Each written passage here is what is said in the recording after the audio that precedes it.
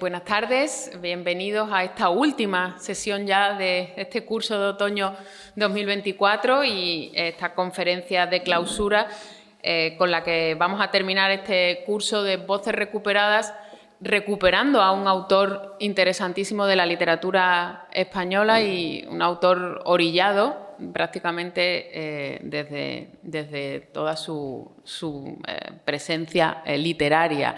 Y yo creo que es una manera muy extraordinaria para cerrar este curso que, creo que como resumen podemos decir que todos hemos aprendido mucho, hemos descubierto muchos autores de los que no habíamos oído casi nada hasta un rato antes de la conferencia, y yo creo que podemos darnos por muy contentos, yo por lo menos, con todos los apuntes que me he llevado todas estas tardes de lunes aquí con vosotros. Os quiero dar las gracias para terminar por vuestra asistencia semanal, que habéis sido público fiel todos los lunes aquí acompañándonos, y bueno, no se me olvidan los certificados, por supuesto, de todos los que habéis ido firmando, en una semana o así como mucho, los tengo preparados y os los mando. De acuerdo, bueno, esa era la parte técnica de despedida, y paso a presentar a nuestro invitado, a nuestro conferenciante último de esta tarde. Tenemos la gran suerte de que hoy nos acompaña aquí el escritor Corradino Vega. Él es autor de novelas, ensayos y artículos en prensa. En su nota biográfica me gusta que se indica que pasó su infancia y juventud en Riotinto, porque eso es algo que va a ser muy importante para entender su obra narrativa. Está muy presente esa infancia y esa juventud en el pueblo de Huelva, y con 18 años se matriculó en la Universidad de Sevilla, donde se licenció en Derecho. Además, también cursó aquí estudios en literatura comparada y en estética, estudios que amplió posteriormente en la Universidad de París 8. Una vez que vuelve a España, después de esa estancia en Francia, trabajó durante varios años en Madrid en el sector editorial, y en 2006 se instala en Sevilla porque empieza a dar clases de lengua y literatura en institutos de enseñanza secundaria, y desde entonces esa es la labor que desempeña, además, por supuesto, de su trayectoria como escritor, que empieza en 2010 cuando publica El hijo del futbolista, una novela con la que alcanza gran posición, y una posición muy destacada, muy interesante en la literatura española de su momento, y a partir de ahí pues ha ido publicando, como digo, alternativamente ensayos y novela. Escarnio en 2014, La noche más profunda en 2019, Entre mujeres, la última novela que ha publicado en 2024 y que presentó en el CICUS en octubre, en Bookstock, se estuvo presentando. Es una novela que precisamente se va a desarrollar en ese Riotinto al que yo antes me refería, ¿no? que es tan interesante y tan importante en su narrativa. Pero esta tarde viene a hablarnos de Arturo Barea, ese autor, como decía al principio, ese autor tan orillado de la literatura española del siglo XX, y es porque ese ensayito que trae él ahí, ese pequeño librito, publicó en 2023 en esta colección de Vidas térmicas en la editorial Zud, el libro Arturo Barea, Retrato de un temperamento, un trabajo que os recomiendo, extraordinario, en el que establece además un paralelismo muy interesante entre su propia vida y la vida de Arturo Barea. Corradino, muchísimas gracias por haber aceptado desde el primer momento la invitación, y nada, el público es tuyo. Muchas gracias a ti, Rocío. Muy agradecido, muy contento de estar aquí en este edificio, que además fue también mi facultad. Cuando yo soy licenciado en Derecho, como ha dicho Rocío, pero estudié en las aulas de por aquí, ¿no?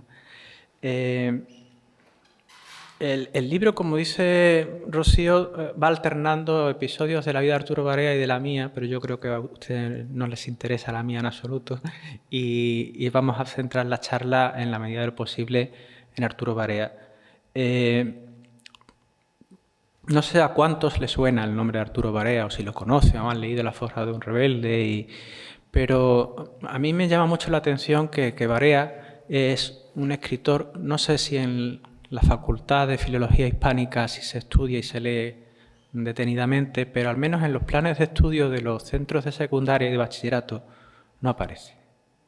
Entonces, a mí me llama mucho la atención que de la generación del 98, cuando vamos a Unamuno o sobre todo a Pío Baroja, luego se salta inmediatamente a la novela de la posguerra, a Cela, a Delibes. Entonces ahí hay una grieta, un hiato que evidentemente está producido por la diáspora y el exilio después de la Guerra Civil, pero uno se puede preguntar qué novelistas había ahí en ese intervalo de tiempo, porque poetas los conocemos a todos, la generación del 27, ¿no? De hecho, Barea, por edad, es estricta contemporáneo, por ejemplo, de Lorca, ¿no? Entonces, si uno se pone a investigar en la narrativa de ese periodo, se encuentra con al menos estas tres figuras, ¿no?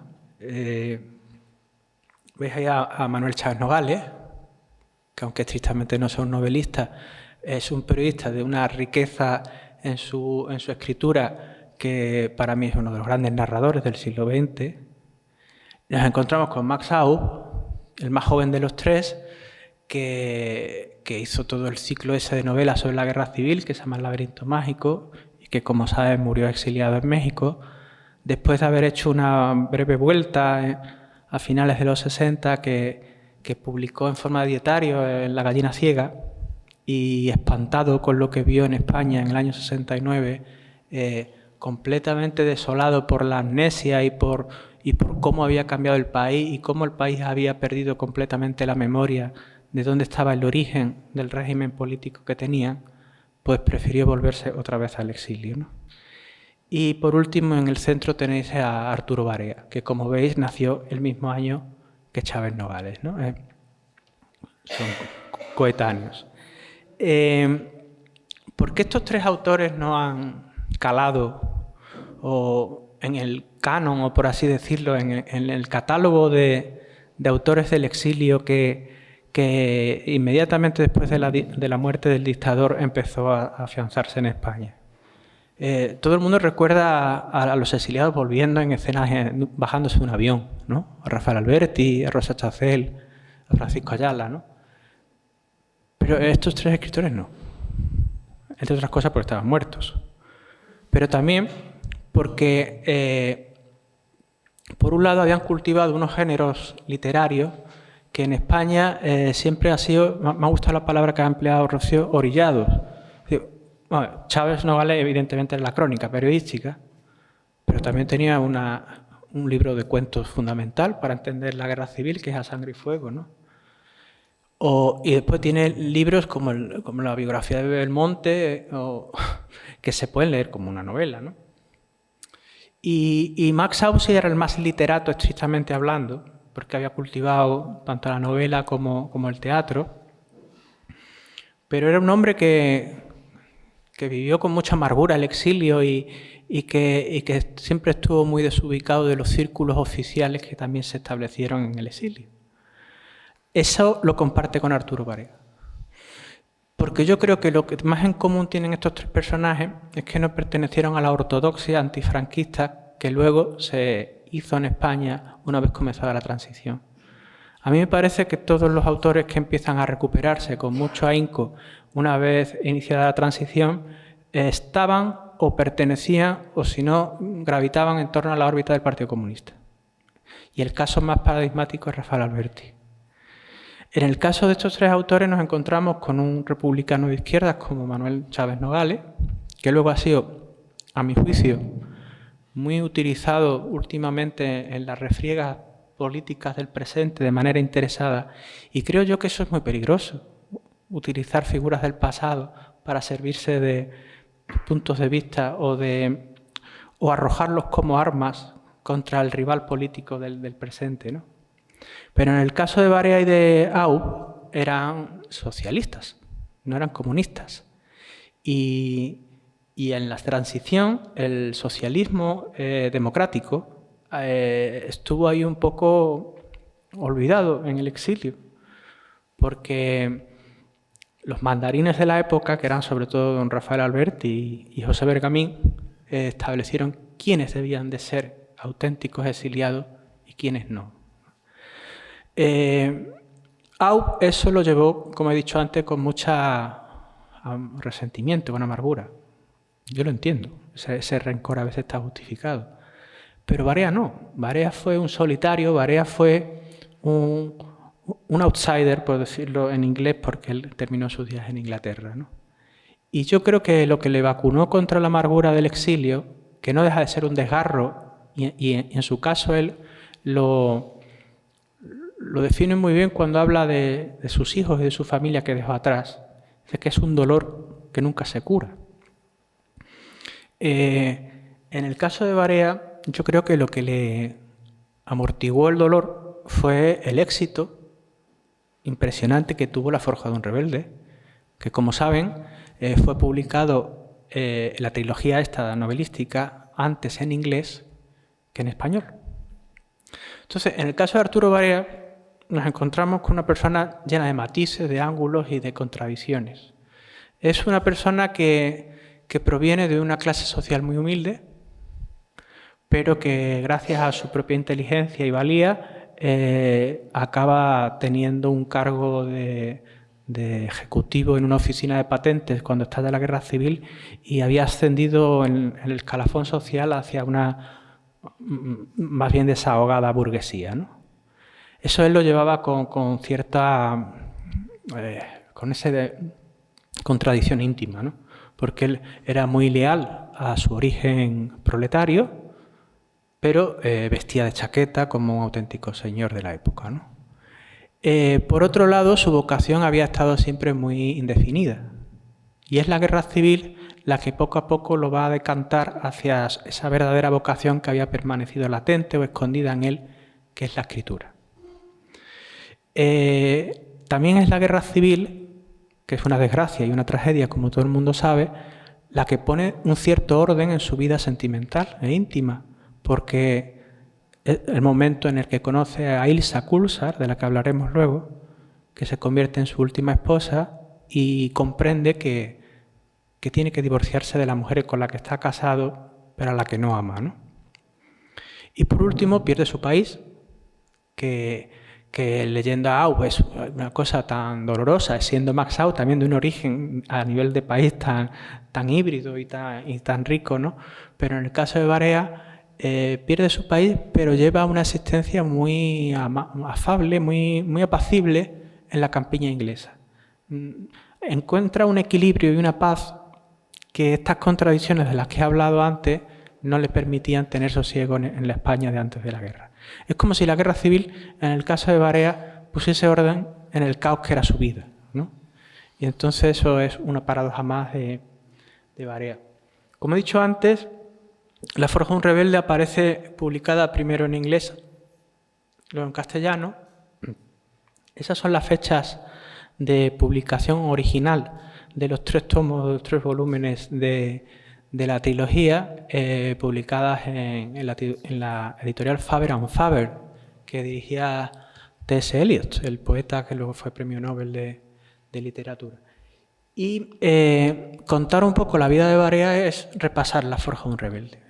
En el fondo, aunque haya unos intervalos biográficos que no están cubiertos por esta novela autobiográfica suya, por ejemplo, pienso que La forja termina con el estallido de la Primera Guerra Mundial y la ruta no comienza hasta 1920, ¿no? Pues ahí tenemos unos 6 años que hay que cubrir por medio de otras fuentes.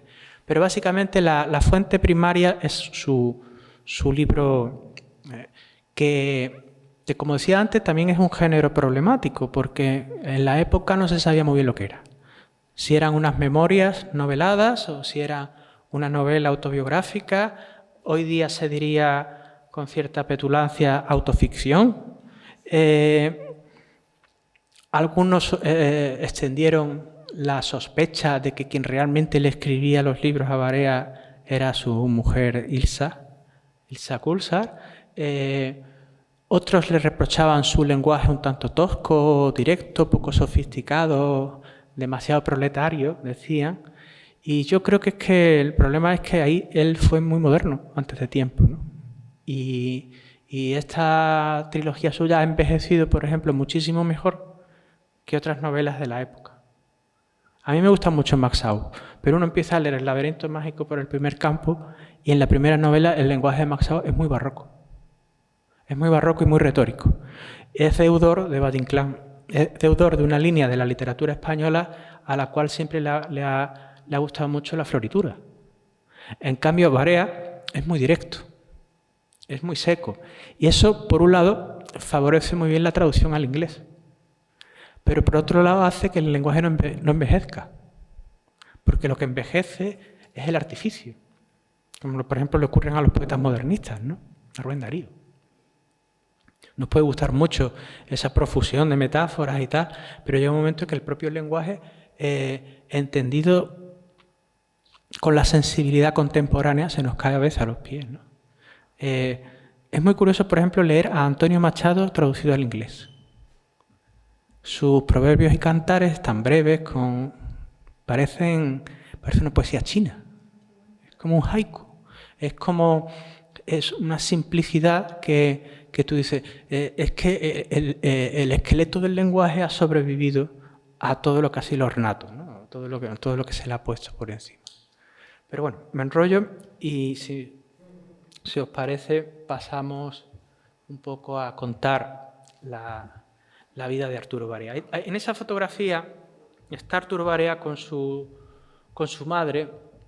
Arturo Barea es el chico que está sentado en la silla a la izquierda y la señora que está sentada también es doña Leonor, la señora Leonor, su madre. Los otros dos hombres y la joven que están de pie son sus hermanos. Barea nació en Badajoz, pero a los pocos meses de su nacimiento su padre muere. Y Leonor, que se queda completamente desabastecida desde un punto de vista económico, decide cogerlos a todos y marcharse a Madrid. Tanto, aunque él sea nacido en Badajoz, él siempre se va a considerar madrileño, porque desde su primer uso de conciencia son las calles de Madrid lo que van a forjar su biografía y su temperamento, ¿no? Es muy emocionante la devoción que tiene Arturo Barea por su madre, ¿no? Marca, yo creo, es una piedra de toque para entender eso que yo he querido bautizar el título de la conferencia, la forja de su carácter, ¿no? En el origen está su madre, ¿no? El primer volumen de La forja de un rebelde, La forja, comienza con las ropas que tendían las lavanderas en las orillas del Manzanares, en Madrid. Entonces, es un paisaje ese que recuerda un poco a ciertas pinturas de Goya o fotografías de Alfonso, que es la zona baja que en aquella época era el extrarradio de Madrid. Hoy no, hoy eso está más o menos a la altura de la M30 y todo lo que se ha hecho ya por detrás de la M30 pues es igual de Madrid que el otro. Pero era un poco como, dice con palabras suyas, el estercolero de la ciudad, porque todas las aguas residuales bajaban al río. Y en ese río fregaba a mano la madre los uniformes de los soldados que acompañaban al rey. Entonces estamos en la época de la Restauración, Alfonso XIII, y desde abajo, imaginemos como una estampa o una fotografía, como he dicho antes, o un cuadro de Goya cogido desde el lado de San Antonio, la Florida, abajo el río y arriba el perfil del Palacio Real. Abajo el pueblo, arriba la corte, ¿no? Entonces, ese inicio de la forja es un homenaje al mundo de la madre, a los sentidos. Antonio Machado tiene un verso que a mí me gusta mucho que dice: solo recuerdo la emoción de las cosas. Y la primera parte de la forja es un canto a los sentidos, al habla, al olor, al tacto. Él describe muy bien la rugosidad de las manos de su madre, carcomidas por el frío del río en invierno de tener que fregar, cascadas, encalladas por el trabajo manual.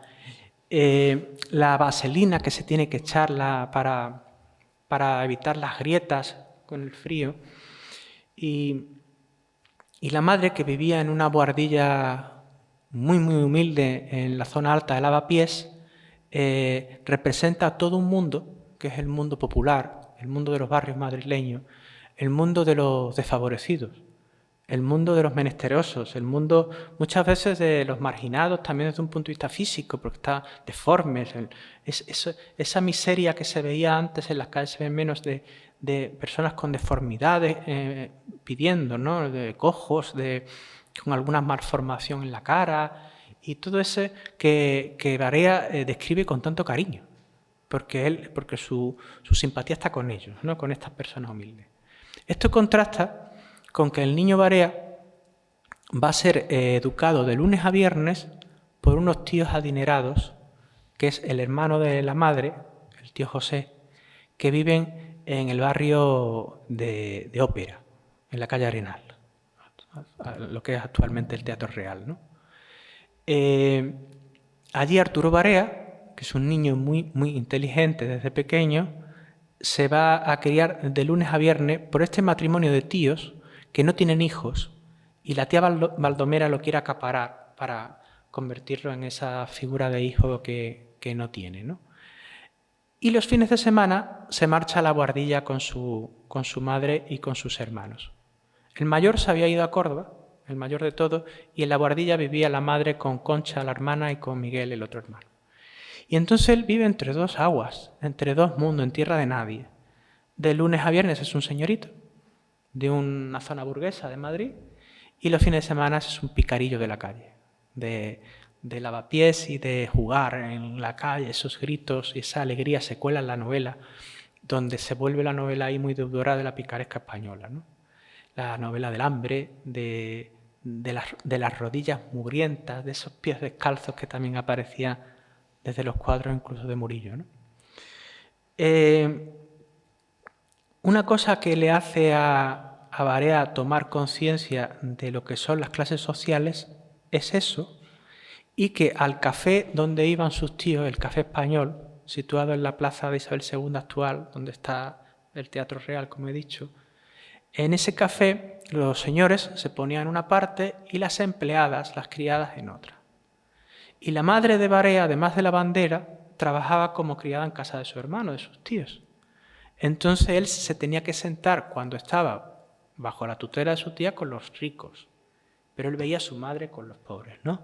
Entonces él empieza a gestarse esa rebeldía, porque él se da cuenta de que su objetivo en la vida tiene que ser sacar a su madre de pobre, que su madre deje de quebrarse las manos en el río, trabajando, ¿no? Y de rodillas fregando suelos, ¿no? Entonces esa dicotomía, esa hendidura, va haciendo que el carácter de Barea se vaya complicando, en el sentido que su temperamento está forjado a golpe de portazos, de arrebatos de furia, que es la rebeldía a la que alude el título de la trilogía y la piedra angular, creo yo, de su temperamento, de su carácter. Por ejemplo, hay una cita que me gustaría leerles, donde él habla de Lavapiés, del mundo ese popular, y a mí me recuerda mucho a Albert Camus. Albert Camus, que también tuvo un origen muy humilde en Argelia, ¿no? Cuando Albert Camus dice que todo lo que aprendió, lo aprendió bajo el sol, jugando al fútbol con los amigos en la playa. Albert Camus, aun acabando en la inteligencia parisina, va a ser siempre muy fiel y muy leal a su origen humilde en Argelia. Y algo parecido le pasa a Barea con Lavapiés, donde dice, si lo encuentro, dice: allí, se refiere a Lavapiés, aprendí todo lo que sé, lo bueno y lo malo, a rezar a Dios y a maldecirle, a odiar y a querer, a ver en la vida cruda y desnuda tal como es, y a sentir el ansia infinita de subir y ayudar a subir a todos el escalón de más arriba. Esa es una razón. La otra razón es que allí vivió mi madre, pero esa razón es solo mía. La forja de un rebelde está narrado, como veis, en primera persona, pero es una primera persona un tanto pudorosa, porque se funde una especie de colectividad, que es toda la gente de su generación que vivieron unas peripecias parecidas a la suya. Eso, hablaremos luego sobre eso, pero él quiere contar su vida, pero de camino quiere contar la historia de España de ese periodo. Entonces no es un yo ensimismado, no es un yo narcisista, no es un yo que se relame las heridas hacia adentro, sino es un yo que lo único que sirve es para que su relato esté dotado de una honestidad brutal, ¿no? Y de una sinceridad como solo la puede dar una primera persona volcada hacia afuera, no hacia adentro, ¿no? De lunes a viernes también el niño Arturo acude a las escuelas pías, situadas en Lavapiés. Actualmente han bautizado una placita allí en Lavapiés, al lado de las escuelas. Eso ahora es un edificio de la UNED, en Lavapiés, y se llama Plaza Arturo Barea, ¿no? Y allí el niño, en un colegio de curas, como era lo más común en aquella época, aprende también que él, aunque sea el sobrino de esos tíos, no deja de ser el hijo de la lavandera. Y en el propio colegio también pertenece al bando o al grupo de los pobres. Porque los niños de pago son los niños pertenecientes a las clases sociales altas y él es una especie de becado por sus buenas notas, ¿no? Allí empieza a tomar todavía más conciencia de lo que debe ser la justicia social y conoce a uno de esos curas que de vez en cuando, porque Barea es como todas las personas progresistas de aquella época, o casi todas, no voy a generalizar, pero tiene una impronta fuerte anticlerical, ¿no? Sin embargo, en la literatura de Barea siempre aparece algún sacerdote, un sacerdote de otro perfil, ¿no? En este caso es el padre Joaquín, que toca el clarinete, que se le cuelan los pájaros dentro de la habitación, que le dice al niño Barea que para ser bueno no hace falta creer en Dios, y que le da una visión de la religión y de la vida mucho más amable y flexible que no esos otros curas que le pegaban con la palmeta y que sobre todo se volvían locos cuando lo pillaban, por ejemplo, leyendo una novela de Blasco Ibáñez, que era una especie de diablo para la Iglesia en ese momento. Otra cosa que nutre mucho la infancia de Arturo son sus veranos, porque los veranos, como en Madrid casi nadie es de Madrid, pues todos los veranos la gente de Madrid se va al pueblo, ¿no? El pueblo que suele ser el pueblo de sus padres o el pueblo... él dividía sus veranos en Méntrida, que era el pueblo de su rama de su madre, de la familia materna, y en Brunete, que era la familia de su padre. Y allí él va a conocer también a una serie de personajes, como el maestro de escuela, que le empieza a despertar la curiosidad por el conocimiento, pero sobre todo un tío Luis, que se llama, que es herrero. Y él, cuando lo admira, porque la descripción que hace el tío Luis es muy pantagruélica, es un hombre muy grande, muy fuerte, con mucho apetito tanto culinario como sexual, ¿no?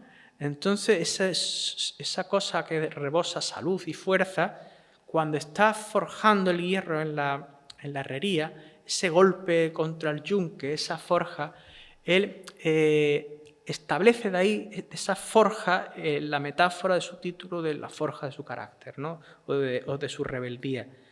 Él dice que ahí, en esos pueblos, en Méntrida y en Brunete, conoció a la gente limpia, sincera, trabajadora y fuerte que no aparece nunca en la literatura de Unamuno o de Cela.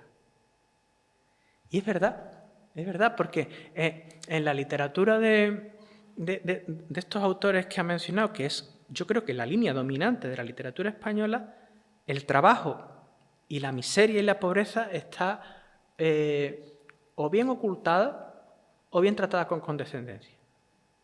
Entonces, ese reflejo que él admira tanto en su tío Luis le permite sentirse muy identificado, mucho más que, por ejemplo, con las fiestas populares a las que asiste en verano, que son unas fiestas que ya están teñidas de ese aire tan español y solanesco, me refiero a la Solana, al pintor, que son como fiestas salvajes, eso de atarle el rabo a un toro y prenderle fuego a los cuernos y tumbarlo, que hemos visto hasta hace poco, ¿no? Y que Él se fija, por ejemplo, en el cura y el alcalde, que siempre son gente bien nutrida y que se dan codazos y se ríen de esa crueldad. Se le despierta cierta sensibilidad hacia el animal y también cierto recelo hacia lo que debe de ser una especie de masculinidad obligatoria, porque hay una escena en la que él se siente muy incómodo porque todos los niños del pueblo van en pandilla a masturbarse al campo, ¿no? Y eso a él le da vergüenza, ¿no? Entonces, son cosas que a mí me hacen pensar que evidentemente, claro que ha cambiado España. España ha cambiado muchísimo, sobre todo de los años 80 hacia acá. Pero que hay nervaduras en el país que siguen muy presentes. Y que leer La forja de un rebelde es leer una genealogía de lo que está hecho en nuestro país. Y que leyendo muchas cosas de las que uno lee allí de principio del siglo, también está comprendiendo ciertos comportamientos sociológicos e incluso políticos de la actualidad, ¿no? Bien, quien lo inicia un poco en la literatura, en su gusto por leer, es ese tío José, que es más bonachón que la tía Baldomera, que es ultracatólica, que lo pone a rezar al rosario debajo de sus faldas, el niño se escapa y como ella vea que se escapa a darle un abrazo a la madre, se pone celosa y lo reclama. Pero el tío José, que es un hombre más afable, lo lleva a las calles, hoy día sería la Cuesta de Moyano, ¿no? A las librerías de viejo de Madrid, a comprar unas novelas populares que, como he dicho antes, editaba Blasco Ibáñez. Blasco Ibáñez estaba muy preocupado porque la literatura llegase a la gente humilde.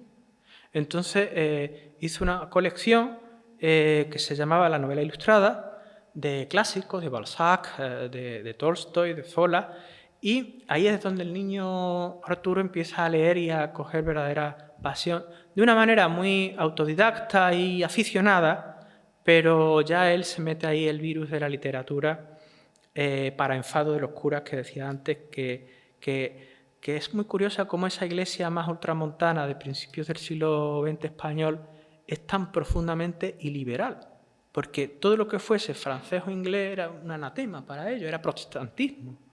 Entonces, todos estos autores como Blasco pues eran bastante mal vistos para la iglesia.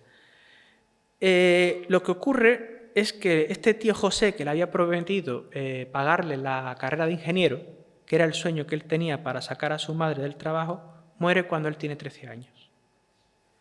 Y Arturo Barea se ve ahí en una especie de encrucijada en la que la tía Baldomera lo quiere meter hacia los jesuitas para el seminario y aparece un personaje también importante en su vida, que es la abuela Inés, que es la abuela grande, porque es igual de pantagruélica que el tío Luis al que mencionaba antes, una mujer con mucho carácter y mucho volumen y mucha valentía, que tiene que llegar allí para decirles 4 cosas a la tía Baldomera y decirle al niño que él haga lo que quiera. Los curas de su colegio, de las escuelas pías, le ofrecen seguir como interno en el colegio, pero él se da cuenta de que eso es un acto ya de caridad. Y entonces decide dejar los estudios. Decide dejar los estudios porque se da cuenta de que él no quiere deberle nada a nadie. Y se da cuenta de que él pertenece a la clase social a la que pertenece. Eso lo dice él mejor que yo de esta forma. Dice: fue su primer acto de rebeldía. Sé lo que son los ricos y los pobres. Sé que soy un pobre y no quiero nada de los ricos.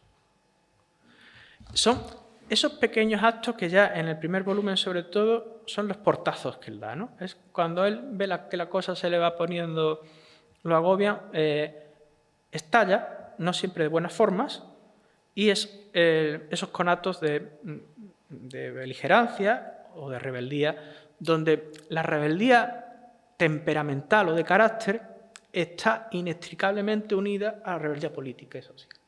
Y lo que es su conciencia social es a la vez su felicidad o infelicidad en la vida.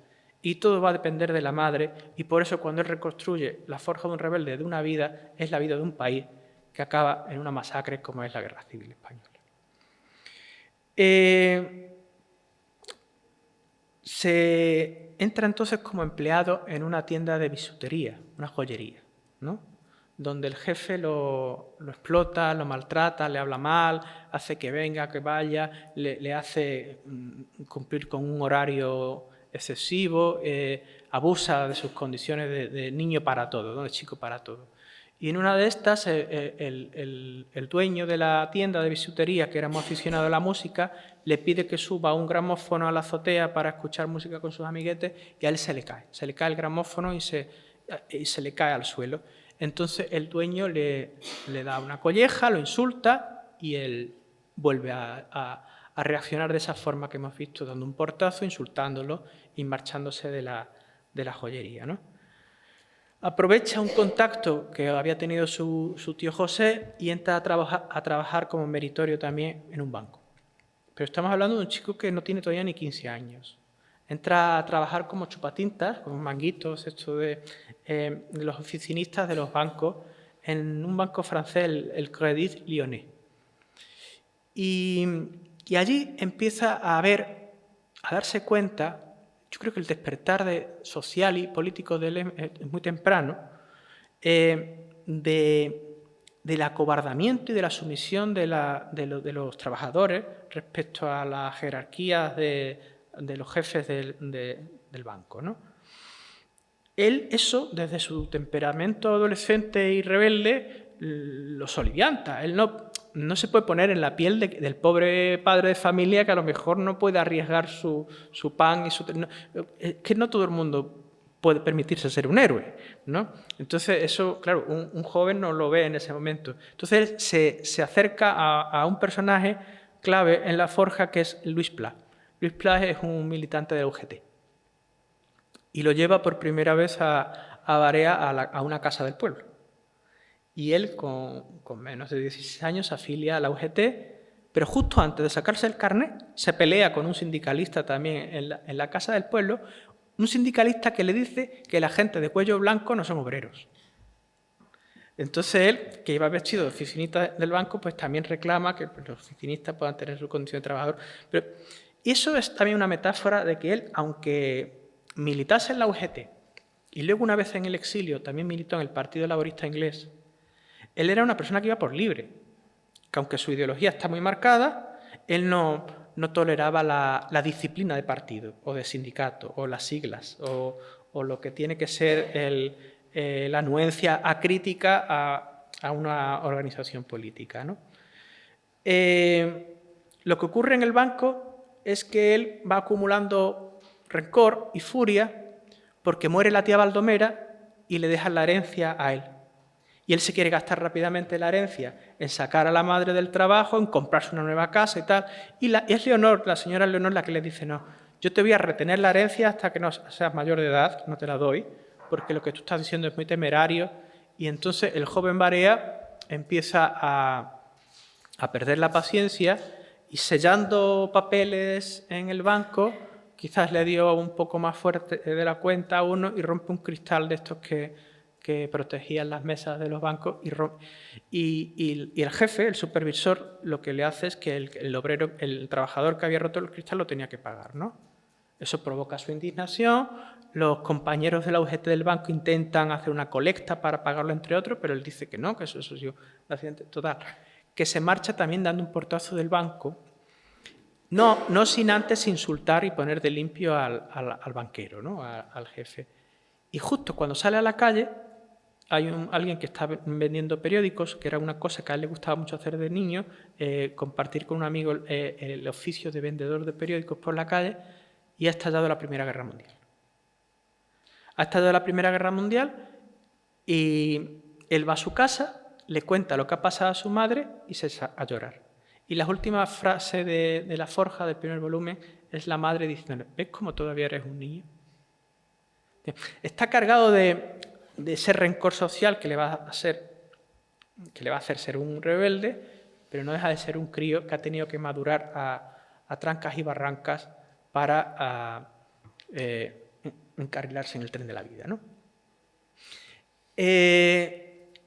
Desde ese momento al inicio de la ruta, que es el segundo volumen de Pues transcurre unos años donde hay algunos testimonios de algunos relatos cortos que él publicó, de algunas notas biográficas que están en sus archivos, donde él hizo varias cosas antes de marcharse a Marruecos. Esas fotografías son los soldados españoles en la Guerra del Rif, en Marruecos, ¿no? Antes, Barea trabajó como viajante de comercio de un mercader de diamantes. Y entonces, siendo muy joven, tenía que ir a París, a los mejores hoteles, a vender diamantes. Entonces él se ve que con menos de 18 años se ve con dinero, se ve en las ciudades, las capitales de Europa, y se ve con un estatus que íntimamente le hace sentirse incómodo porque rápidamente le salta la conciencia social, ¿no? Y el recuerdo de su madre. Luego, cuando ya puede disponer de la herencia de la madre, intenta montar una fábrica de juguetes. Porque él, por un lado, no quiere obedecerle a nadie, a ningún patrón. Pero por otro lado, tampoco quiere ser un jefe burgués. Él quiere tener algo creativo, algo diferente, ¿no? Entonces, intenta montar una fábrica de juguetes que sale mal, porque por lo visto un familiar comete un desfalco, pero él no hay testimonio de saber qué es exactamente lo que sucedió. Y también filtrea con la posibilidad de ser un payaso de circo. Yo creo que la vocación, el pobre hombre, está ahí un poco confundido. Él hace también un intento de penetrar en los círculos literarios del Madrid de la época de los años, final de los años 10, principio de los años 20. Y acude a las tertulias donde se codeaban los escritores consagrados con los jóvenes, ¿no? Por ejemplo, va a la tertulia de Jacinto Benavente. Y le da cierta cosa que los escritores consagrados sean en el fondo un tanto mezquinos con los recién llegados, ¿no? Y el que mejor le da una lección es Valle Inclán.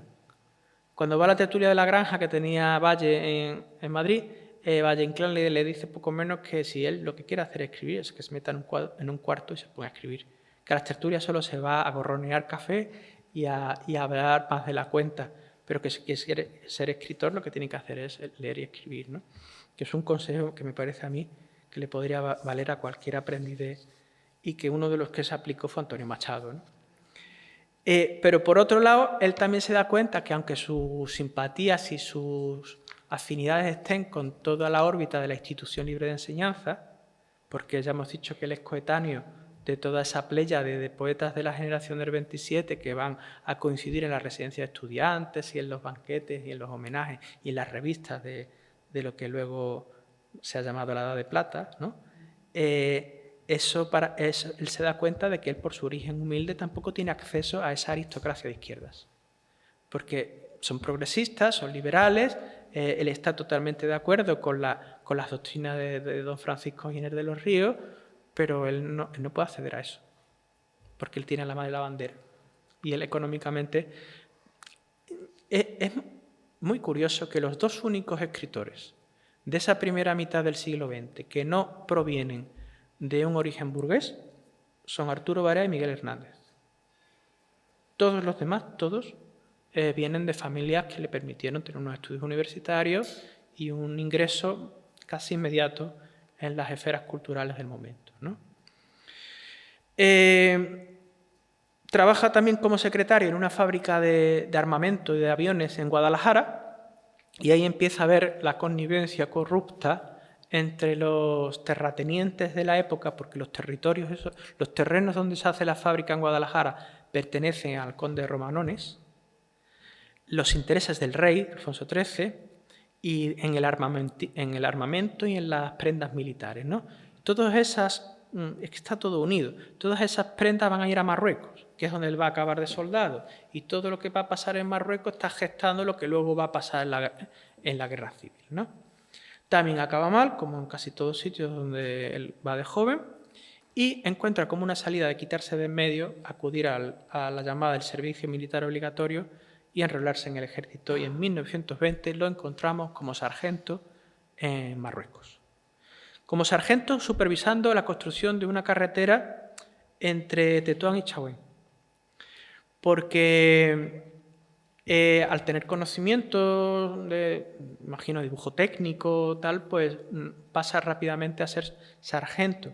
Porque una de las cosas que él se va a dar cuenta es que la pobre carne de cañón que vaya a morir a la guerra del Rif son los de siempre, son los que murieron también en el desastre del 98, es decir, los hijos de los pobres. Los que iban a las guerras y los que morían, los que van a morir en anual, que él va a presenciar, son los hijos de los pobres, porque los hijos de los terratenientes, sabéis que los terratenientes pagaban para que sus hijos no fueran a la guerra, ¿no? Él dice, ¿y estos pobres muchachos muertos de hambre a quién van a colonizar? Por eso la crítica al colonialismo que hace Barea en Marruecos, desde mi punto de vista, es muy superior a la que hacen los hombres del 98. Es decir, la crítica enormemente el pacifismo humanitario de Barea en Marruecos es de una modernidad tremenda. Entronca más con esas novelas pacifistas que se publicaron en torno a la Primera Guerra Mundial, como Sin novedad en el frente, o aquí en la tradición española está Imán, de Sender, que ya había escrito incluso Pérez Galdós un episodio nacional antes, que se llama Aïta Tatuén, que también cuenta ese disparate de un ejército español decrépito, que por pura nostalgia del 98 se empeña en arrasar y en explotar aquella zona en contra de la pobre gente que estaban allí. Hay un capítulo al principio de la ruta que es cómo arrasan con una kabila, que es una aldea, que son 4 toldos. Y entonces ahí la ironía de Barea es una de las pocas veces que yo creo que alcanza el sarcasmo, porque dice, y para eso habéis necesitado posiciones estratégicas y fusiles y bombardeos y no sé qué, si lo que estáis heroicamente invadiendo es dos chabolas, ¿no? Entonces, él se va dando cuenta de que lo que él ve allí en Marruecos no es lo que cuentan los periódicos de Madrid, porque el protectorado en Madrid está viendo como una especie de misión heroica del ejército español. Y lo que está viendo ahí es una explotación y una mezcla de intereses de lo más turbio, de corruptelas, como hemos dicho antes, con el material militar, de prostíbulo, que era Tetuán, de tráfico, de todo. Pero él aprende que, a diferencia de lo que ha venido pasándole en la vida, en el ejército no se puede protestar. Porque si en el ejército él tiene un exabrupto o una salida de tono como las que ha tenido en el banco y tal, pues imagina cuál pueden ser las consecuencias, ¿no? Entonces, en ese desastre que le rodea, que es, he dicho antes lo de los jóvenes, la miseria y la falta de higiene no solo de los colonizados, sino también de los colonizadores, de los pobres muchachos que venían de los campos de Extremadura, de Andalucía y de Castilla-La Mancha allí a ser soldados, ¿no? La ignorancia, el hambre de esos muchachos que cuando le van a dar el rancho de soldados se lo comen y repiten porque en el pueblo lo único que tienen que comer era berza en invierno, ¿no? Y comienza a ver que dentro del ejército español ha nacido un pequeño estado, que es la Legión, el tercio, ¿no? Y su fundador es, como saben, es Millán Astray, ¿no? Entonces él se da cuenta de la brutalidad y del salvajismo de las técnicas, bueno, técnicas sería muy benevolente llamarlo, de los procedimientos, de la manera de actuar que tiene la Legión. De póngase usted en fila y si no se pone en fila le pega un tiro. Se acaba la pistola y le pega un tiro al soldado. Y como el soldado era un pobre, nadie iba a preguntar por el soldado muerto en combate y tal. Y cosas por el estilo que él presencia con sus propios ojos. Y esa brutalidad de Millán Astray, que es muy gracioso porque dice, el humanista racionalista que yo llevaba dentro, llega un momento en el que en una de esas llamadas de Millán Astray a la bandera y al honor, y a no sé qué, incluso me animaba a mí. Dice, porque tenía un poder de convicción grande este hombre, ¿no? Dice, pero lo más retorcido que él ve es el nacimiento y ascenso del general Franco. Bueno, que en ese momento evidentemente no es general, pero se va a convertir en el general más joven del ejército de Franco, ¿no? Él también empieza en ese magma, porque allí están todos, está Sanjurjo. Y están todos aprendiendo unas técnicas de tierra quemada y de salvajismo de destrucción que luego van a aplicar en la Guerra Civil Española. Luego, cuando veamos que Barea se convierte en censor en el edificio de la Telefónica, en la Gran Vía, conocen el edificio de la Telefónica de la Gran Vía de Madrid, es el punto más alto de la Gran Vía, donde está actualmente, creo que la cadena SER, la antena de la cadena SER, ¿no? Entonces, desde arriba él, durante la guerra, ve el bombardeo y la destrucción de Brunete, el pueblo donde él iba de niño al veraneo. Y lee y se da cuenta de que los militares africanistas están haciendo en la guerra civil las mismas cosas que hacían en Marruecos. Recuérdese toda la subida de Yagüe por Badajoz, la matanza en la plaza de Toro de Badajoz y todo eso, ¿no? Bien, no sé si me estoy extendiendo ya demasiado, sí. Él presencia anual, el desastre de anual, y el olor a carne quemada, el olor de la masacre, le provoca una especie de lo que se llama estrés postraumático, estas cosas que traen ahora los soldados que han ido a la guerra de Irak o en la época de Vietnam, ¿no? Viene traumatizado y cada vez que huele, por ejemplo, a carne quemada, un filete que le quiere hacer la madre, le produce vómitos, ¿no? Entonces, ese shock que le produce la matanza de anual se le va a reproducir en la guerra civil.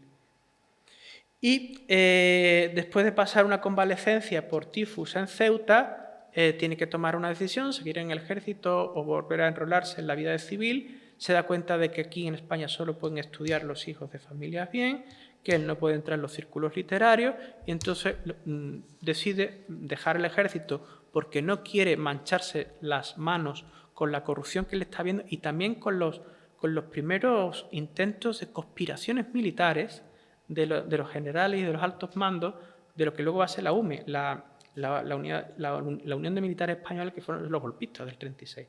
Es decir, la ruta es la ruta que establece el camino que va desde las barbaridades que se cometieron en Marruecos al golpe del 18 de julio del 36. Entre otras cosas porque los protagonistas van a ser los mismos.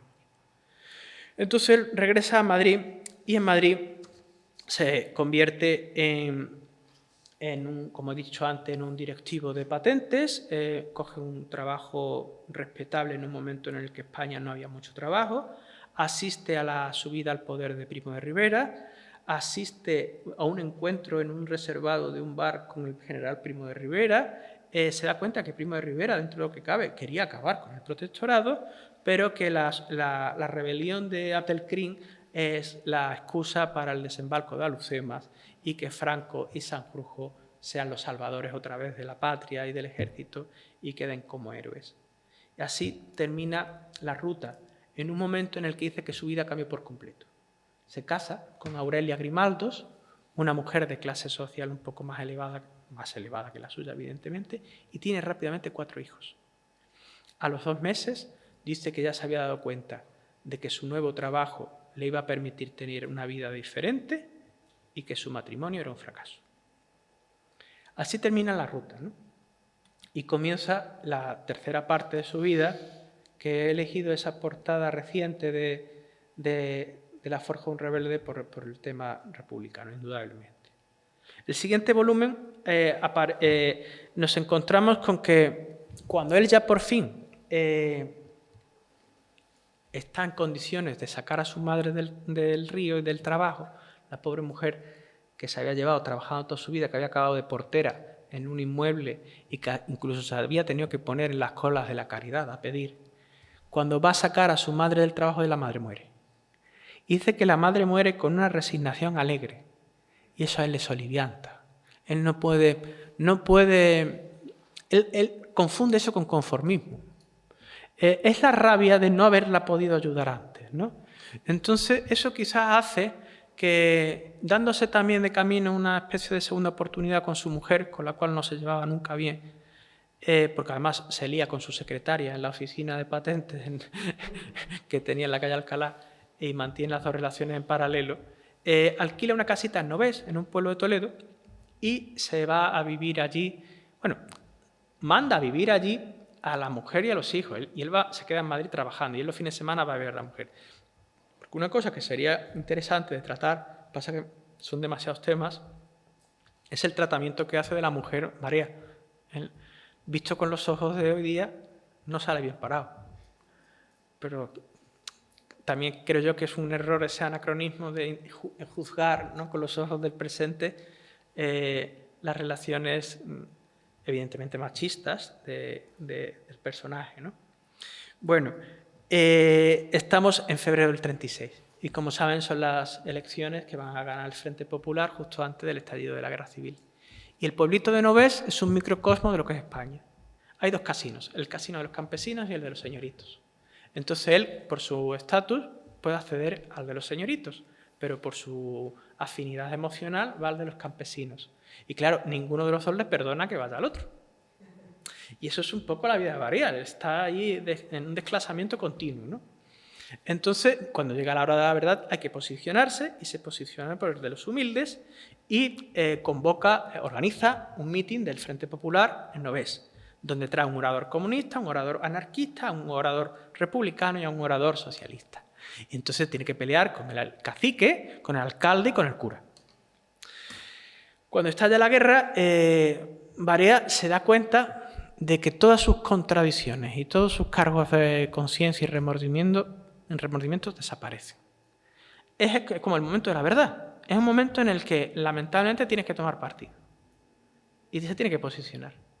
Y entonces llega un momento en el que él, al estallar la guerra civil, lo que hace es, junto con todos los obreros, quitarse la corbata e irse a la casa del pueblo la noche del 18 de julio a ponerse a disposición, en este caso, de su sindicato, que es la UGT. Y él apoya que el gobierno dé armas a los sindicatos y a los partidos de izquierda en contra de la opción republicana más moderada, que intentó ser un poco más apaciguadora o complaciente con los golpistas.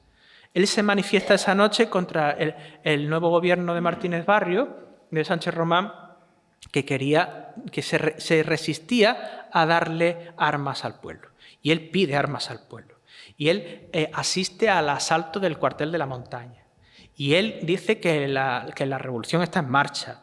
Y él en ese momento no es una persona, como hemos dicho antes, independiente. No, él ahí es un poco también borrego de las masas trabajadoras y de izquierda. Pero es que cuando se le dan las armas al pueblo y cuando consigue ese objetivo primario que él tiene, rápidamente se da cuenta de la brutalidad que comienza a cometer las milicias republicanas. Y entonces ahí Arturo Barea yo creo que es uno de sus puntos fuertes. La mirada tan lúcida y tan honesta que él tiene sobre la guerra civil obedece a que él no cierra los ojos a lo que tiene delante, ¿no? Orwell decía que qué difícil es ver lo que tenemos justo delante de nuestros ojos, porque lo que nos ciega muchas veces es el prejuicio o la ideología. Y él, que en ningún momento va a dejar de ser republicano y socialista, denuncia sin ningún tipo de atenuantes la brutalidad republicana en la retaguardia. Denuncia esa jactancia por la violencia. Denuncia que se pueda matar a una persona simplemente por pensar de otra forma. Denuncian a la gente que van al amanecer al matadero para ver los cadáveres de las sacas, de las checas, para reírse.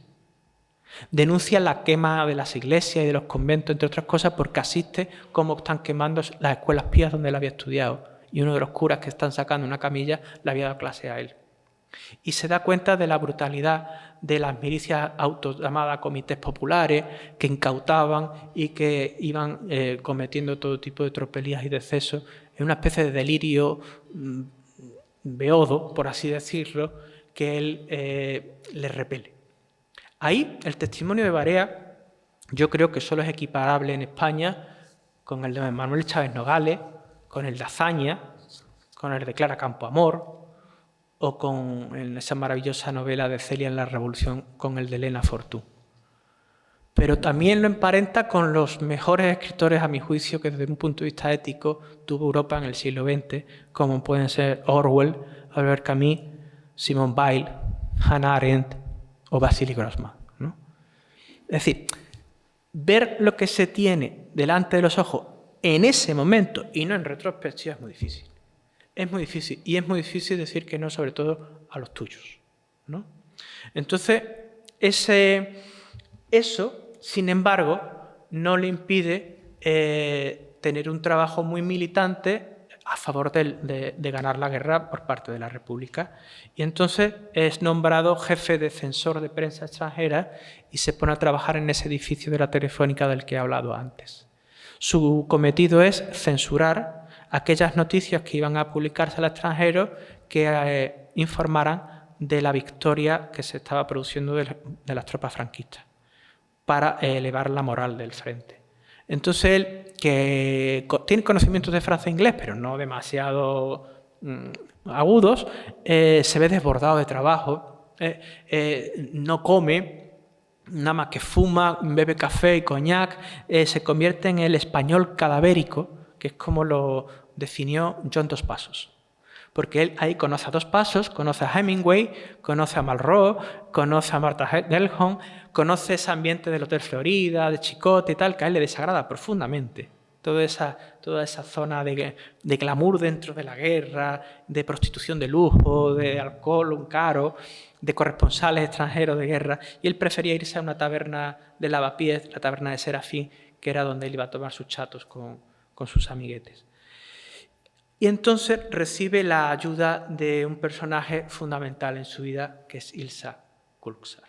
Ilsa Polak, de soltera, Kulczar es el apellido del militante comunista en el que estaba casada en ese momento, y tras la muerte de Leopold Kulczar será Ilsa Barea, la segunda esposa. Pide el divorcio a Aurelia Barea y se enamora de esta militante socialdemócrata que venía de la pequeña guerra civil austriaca, que Dollfuss había aplastado de manera brutal en Viena a principios de los años 30. Y trae una lección aprendida de la derrota de la izquierda en Austria, que es que la izquierda, por encima de todo, tiene que permanecer unida. Que el grito aquel de la Revolución de Asturias, UHP, de hermanos proletarios unidos, ¿no? Eso tiene que permanecer por encima de todo. Y sobre todo se encuentra con una mujer con una determinación, una personalidad y un dominio de los idiomas que lo desarbola completamente, ¿no? Se da cuenta por primera vez que mantener una relación sentimental puede y debe ser quizá tener una camaradería, no solo sexual, sino también intelectual, de tú a tú, de compañerismo y de ella criticaba mucho al español, muy español, que llevaba dentro Barea, ¿no? Y ella lo reeduca, como muchos hombres nos han reeducado a las mujeres en el impulso masculino, ¿no? Entonces, Ilsa se convierte en su ayudante en la censura y también a la vez lo anima, lo espolea a que escriba, a que empiece a escribir, porque conforme se empiezan a incrementar los bombardeos, empieza a brotarle ese shell shock, ese estrés postraumático del que hablaba antes. Él escucha una bomba y vomita. Él escucha los obuses que tiraban contra la Gran Vía y se tiene que recoger y se pone a temblar. Él se indigna mucho con los altos mandos que le dan órdenes contradictorias, le irrita muchísimo la claudicación y la cobardía de la huida del gobierno republicano a Valencia. En esos días de noviembre que parecía que iba a entrar Franco del 36, se pone a trabajar como un loco para intentar frenar la entrada de las tropas franquistas y consigue de Miaja, del general Miaja, el jefe de la Junta de Defensa, que le den un programa en la radio y bajo el seudónimo La Voz Incógnita de Madrid empieza a dar unas pequeñas charlas para levantar la moral al ejército republicano y a la vez contarle a Latinoamérica cómo estaba sucediendo la guerra en Madrid. Esas charlas van a tener mucho éxito entre las personas que la escuchaban y Ilsa lo anima a escribirlo. Esas pequeñas charlas van a dar lugar a un conjunto de estampas o de relatos cortos que va a publicarse justo al final de la Guerra Civil en un volumen que se llama Valor y Miedo, que es el primer libro de Barea. Cuando ya ha cumplido los 40 años, publica su primer libro. No se hace escritor hasta los 40 años, ¿no? Llegan las brigadas internacionales, y él lo ve con desconfianza, con la misma desconfianza con la que vio a Ilsa, porque él sobre todo es un defensor del heroísmo del pueblo de Madrid. Y en unas idas y venidas a Valencia, estoy un poco resumiendo ya esta parte, se da en cuenta de que toda la burocracia estalinista que había empezado a penetrar dentro de los últimos gobiernos republicanos, por ejemplo, del doctor Negrín, que está un poco ajeno a esto, pero es verdad que hubo cargos intermedios de los emisarios de Stalin que empezaron a controlar todos los resortes estos de propaganda de la guerra. Lo ven a él como sospechoso, pero sobre todo a ella, a Ilsa, la acusan de espía trotskista porque era una socialdemócrata austríaca no perteneciente al Partido Comunista. Estas cosas hacen que por presiones comunistas tengan que dejar sus cargos en la censura y marcharse a Valencia, Barcelona, París, que es como el itinerario de tanto Cecilio como por ejemplo el de Antonio Machado, ¿no? Leo, y voy terminando ya la última parte, no lo voy a leer. Hay uno de esos curas que le dice a Barea que para que se le quite el desasosiego ese tan grande que tiene siempre dentro, lo que tiene que hacer es contar su verdad. Cuenta tu verdad y cuéntale la verdad a los otros. Y en ese momento él se da cuenta de que lo que él tiene que contar es su vida. Y tiene que contar su vida porque su vida pertenece a una clase social de gente que no tiene voz, que no tiene la posibilidad de contarla. Y él quiere que, contando su vida, explique cómo la generación a la que pertenece ha llegado al cataclismo tan grande que fue la guerra civil y cómo sus raíces la tuvieron que trasplantar a otros países de Europa y de Latinoamérica. Y entonces yo creo que ahí está un poco el quid de la cuestión del inicio de la escritura de Barea, que es una cosa un tanto proustiana, porque es como empezar a recordar la infancia, ¿no? Y además La forja de un rebelde termina con la escritura de La forja de un rebelde, que es como termina En busca del tiempo perdido, ¿no? Y entonces yo creo que esa escritura a él a la vez le sirve como terapia y le aliviaba esos ataques nerviosos que le producían los bombardeos. Lo único que le daba consuelo era la escritura. Y por otro lado, yo creo que es lo que en el fondo a él le salva la vida. Es decir, ese objetivo, tener algo en la vida, porque él cuando llega al exilio está completamente destrozado, con los nervios destrozados, y no tenía un objetivo.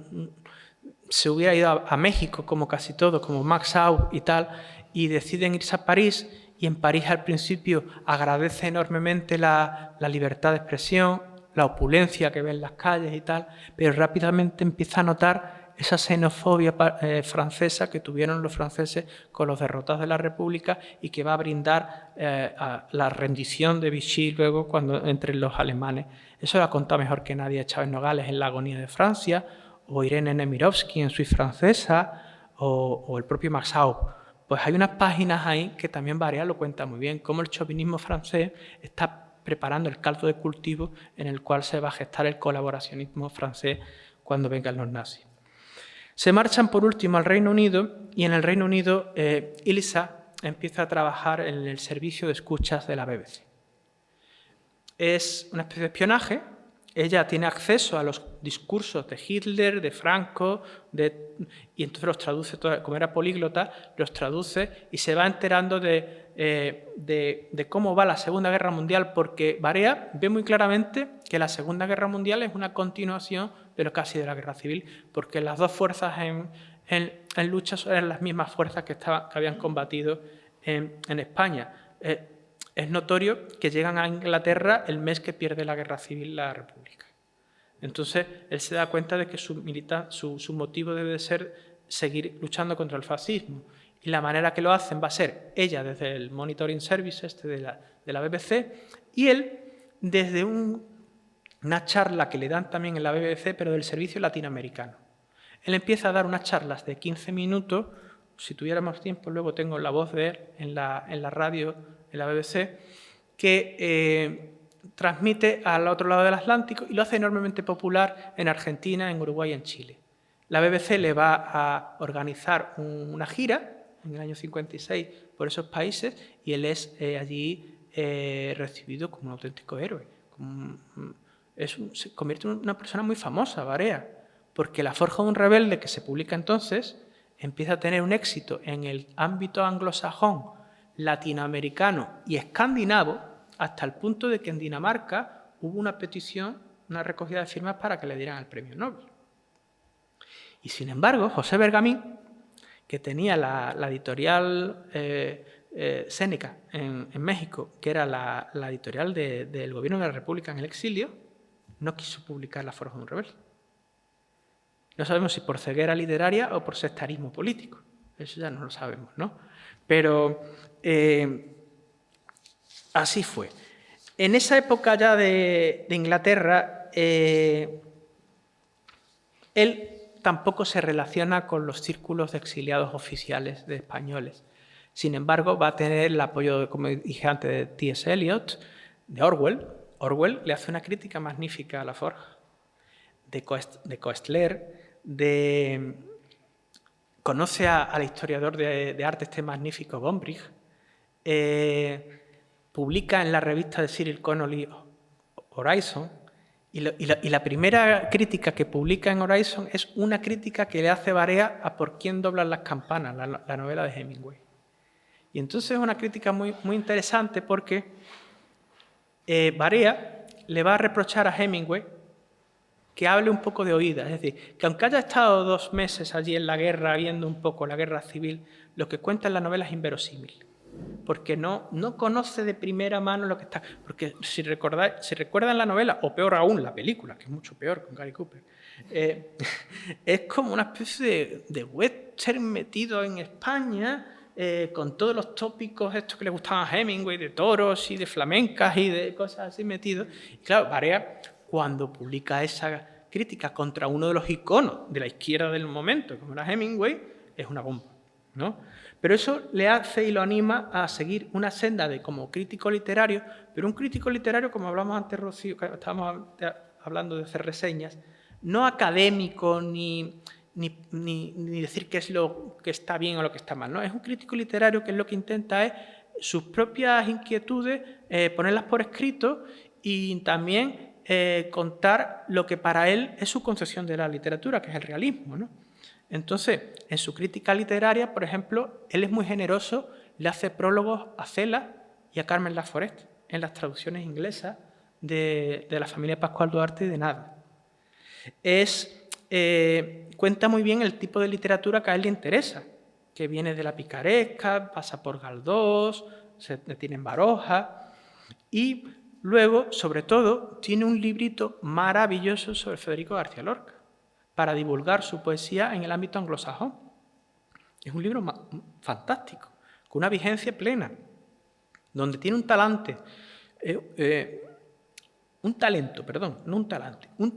para explicar las metáforas lorquianas, esa cosa telúrica que tiene Lorca, como la entiende el pueblo español, porque él contaba que durante la guerra los milicianos republicanos le venían, que no sabían leer, le venían para que él les leyera poemas del romancero gitano, porque cuando hablaba de los olivos, y sobre todo cuando hablaba de la Guardia Civil, eran los olivos y la Guardia Civil de su tierra, de Jaén. Entonces, el libro de Lorca es yo creo que junto con la trilogía es de lo mejor que escribió Barea. Hizo lo mismo con Unamuno, pero no le salió bien. El librito de Unamuno es bastante... No es tan apasionado, ese es un libro más apagado, ¿no? Luego le lanza unas críticas muy fuertes a Ortega y Gasset y a Salvador de Madariaga. Critica mucho ese aristocratismo de la minoría selecta, de las élites, que sobre todo Ortega en La rebelión en las masas. Y va a apoyar mucho, sobre todo, el laborismo de Clement Attlee después de la Segunda Guerra Mundial, y todos esos logros del estado del bienestar, esa revolución que es el socialismo democrático y reformista de hacer una sanidad pública, una educación pública, sin consignas y banderas, ni himnos, ni nada por el estilo. Sin embargo, eso no le impidió ser muy crítico con la farsa del Pacto de No Intervención, en el que participó Inglaterra, y con el reconocimiento del régimen de Franco por la ONU en los años 50, ¿no? Pero el Barea del exilio es un hombre que se ha creado una rutina apacible, que vive en diferentes pueblos de la campiña, que está más o menos feliz en lo que él llama la Puzzle Country, que vive en una casa de campo y escribe a la limón con Ilsa, que va en chubasquero al pub del pueblo a hablar con los parroquianos igual que iba a las tabernas de Lavapiés en Madrid, que montaba en bicicleta, que visitaba las bibliotecas públicas. El primer artículo de prensa que publica en Inglaterra es lo sorprendido que él se queda cuando, recién llegados a un pueblo inglés, se encuentra con el párroco y con el guardia, con el policía. Y él rápidamente se echa hacia atrás, porque es lo que está acostumbrado son a los curas españolas y a la Guardia Civil española. Y se da cuenta que la policía y el vicario protestante lo que venían eran a ayudarles, ¿no? En lugar de a reñirles, ¿no? Y acaban viviendo en Middle Lodge, que es una pequeña casa a las afueras de Farringdon, que es un pueblo cercano a Oxford,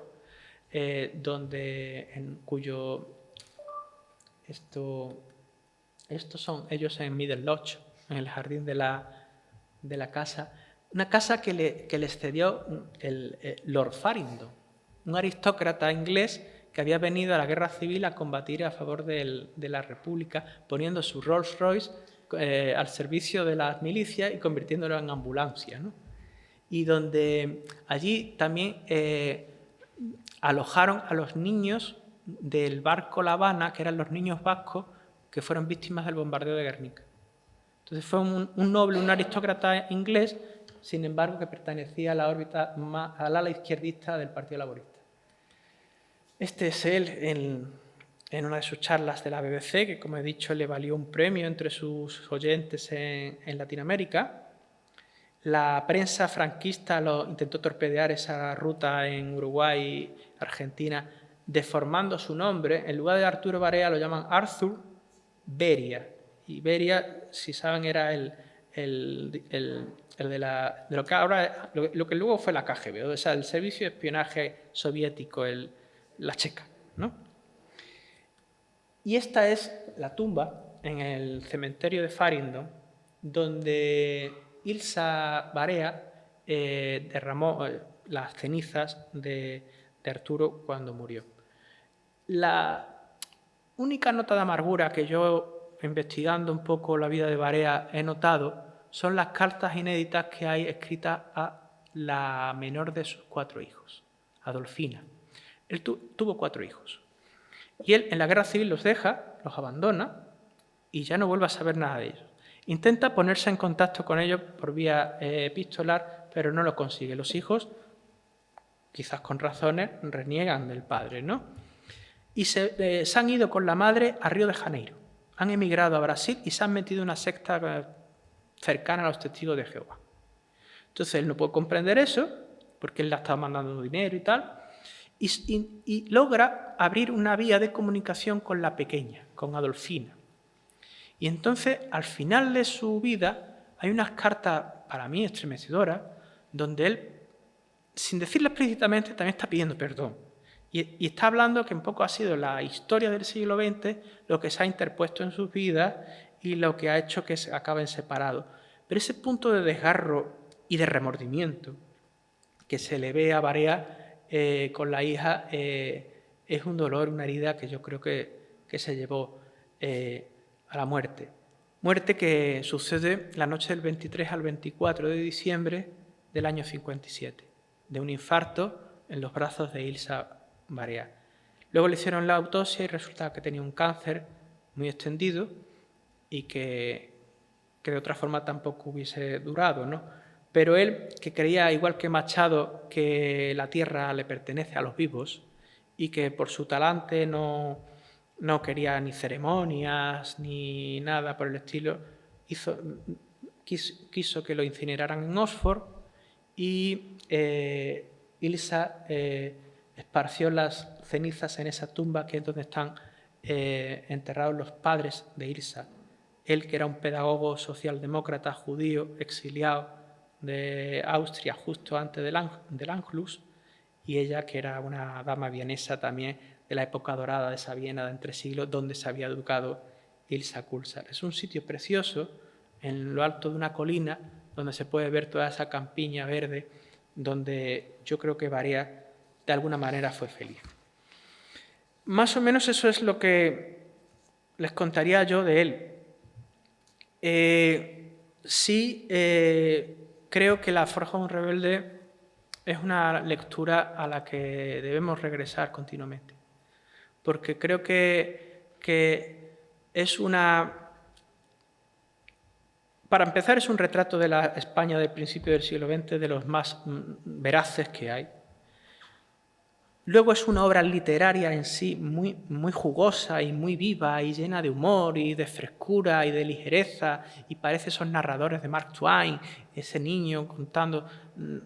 Es una novela que literariamente para mí está en la cumbre. Y por último, porque su rebeldía, su honestidad, su no casarse con nada ni con nadie y su temperamento, creo que debería de regir un poco el comportamiento social, sobre todo cuando los países se empiezan a apagarle el pulso, ¿no? O la indiferencia empieza a permitir que los que más gritan, que la barbarie empiece a vencer, ¿no? Voy a cerrar la ponencia, si les parece, con una cosa que dijo en la BBC él, que a mí me gusta mucho, que dice, es necesario no desesperar, ni volverse cínicos, ni pretender hacer carrera, ni acobardarse. El mayor peligro es la cobardía, la indiferencia, la falta de fe en el futuro, el cruzarse de brazos y agachar la cabeza con apatía. Yo creo que eso es más o menos el legado de Barea que nos ha quedado. ¿De acuerdo?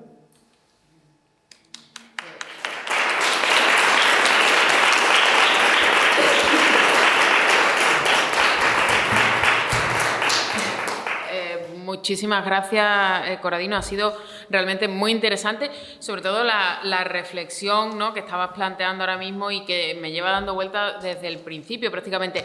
¿Qué historia y qué país más complicado somos en esa obsesión centrifugadora que tenemos de expulsar? Porque él es un exiliado dentro del exilio.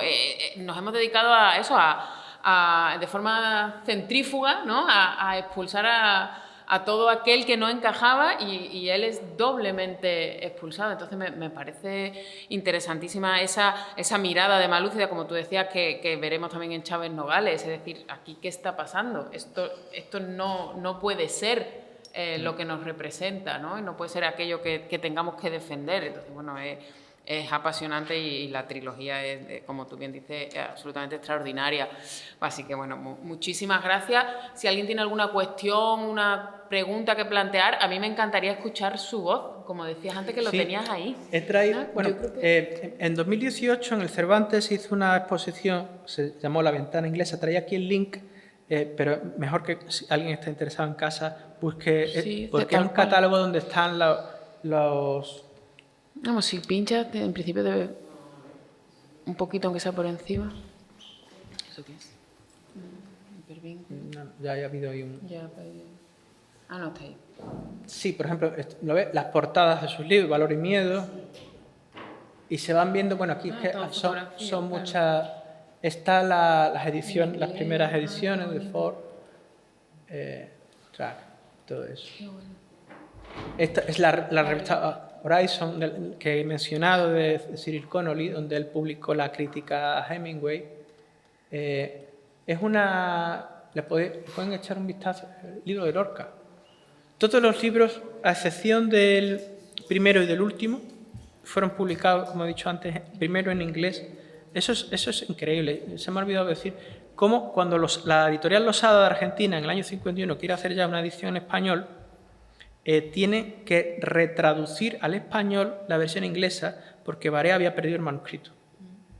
Entonces, al principio la versión de La Forja de un Rebelde estaba cargada de errores, de calcos semánticos mal traducidos, de ratas, y la verdad es que fue muy rocambolesca la edición, porque en España no se publica La Forja de un Rebelde hasta el año 77.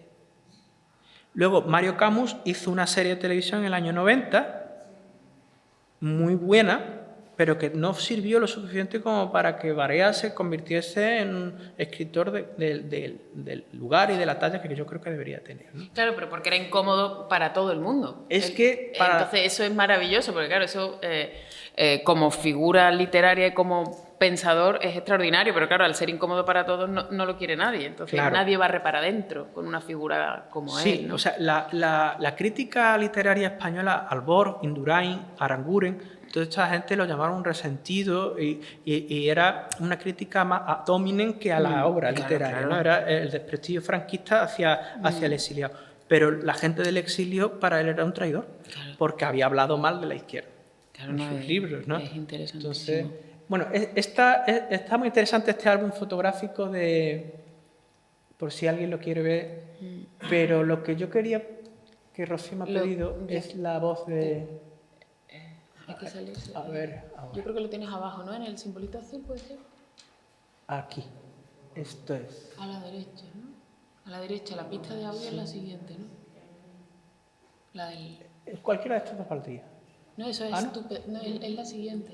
Ahí va, ¿lo ves? Esas son las pistas. Esta es una charla y esta es una entrevista que le hacen... Nada, yo es por escucharlo, simplemente es curiosidad, ¿no? Al saber que había audio... Bien amigos, habíamos prometido una segunda nota con el escritor español Arturo Barea, luego de la grabación que realizáramos en Río Cuarto y que irradiamos el domingo. Esto es una entrevista que le hacen en Argentina, en Córdoba, cuando fue a la... Y aquí estamos en una charla que podríamos denominar Arturo Barea entre amigos. Y comenzaremos lógicamente con preguntas. Le tenemos cigarrillo en mano, como lanza en ristre, acompañado de Aldo Boglietti, peón del Fogón de los Arrieros. Y va a perdonarnos, don Arturo, nuestro trato familiar, pero ya lo sentimos como integrante de la gran familia argentina a la que desde su rincón del interior pertenece LB3 Radio Córdoba. Bien, don Arturo, acerca de su seudónimo Juan de Castilla. ¿Es algo del azar? ¿Puede ser equivalente espiritual de nuestro Juan Pueblo? ¿Se relaciona con alguno de los Juanes de Castilla o hay alguna otra razón? No, verdaderamente es un símbolo espiritual de nuestro Juan Pueblo. Bien, a mí nunca me ha gustado hablar con mi nombre propio en la radio, y en este caso, cuando me encargué de hablar en español, igual que había tenido en Madrid el seudónimo de La Voz de Madrid, pues adopté el seudónimo de Juan de Castilla, que me parecía ya símbolo de todo el pueblo y no símbolo de una ciudad. Bien, perfectamente, don Arturo. Eso que dice es verdad. Su seudónimo en la BBC era Juan de Castilla, del mismo modo que en Madrid es La Voz Incógnita de Madrid, porque él no quería hablar en primera persona singular. Es lo que yo decía, que él, aunque hablara desde un yo, lo que quería representar es una colectividad, ¿no? Siempre...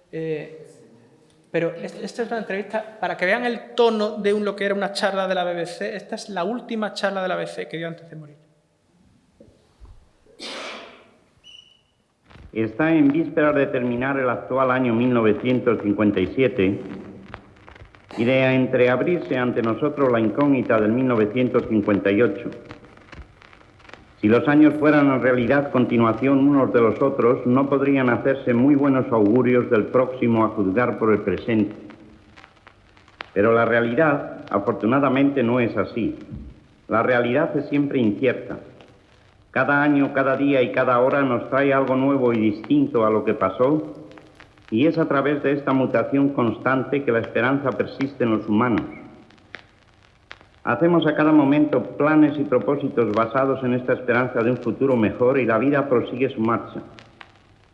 No importa que la mayoría de los planes y propósitos se los lleve el diablo antes o después de intentar realizarlos. Poco o mucho algo queda de ellos y así la vida no se limita a avanzar en el tiempo, sino que va progresando poco a poco. Tal vez más llena de peligros y de peligros mayores, pero también más... Pero era un tono como muy cercano, ¿sabes? Sí. Hablaba de manera que muy llana. Además, él se inspiraba mucho para las charlas en lo que escuchaban los pubs. Estos irlandeses, igual que en Madrid, en las tabernas, ¿no? Entonces contaba historias de... Es ya de recogida, ¿verdad? Se nota ya un señor mayor. Pero ahí ya está tocado, sí. Sí, se le nota el tono. Bueno, es muy, muy interesante. Si alguien tiene alguna pregunta, ¿no? ¿Una cuestión? ¿Nada? ¿Terminamos? Bueno, pues muchísimas gracias.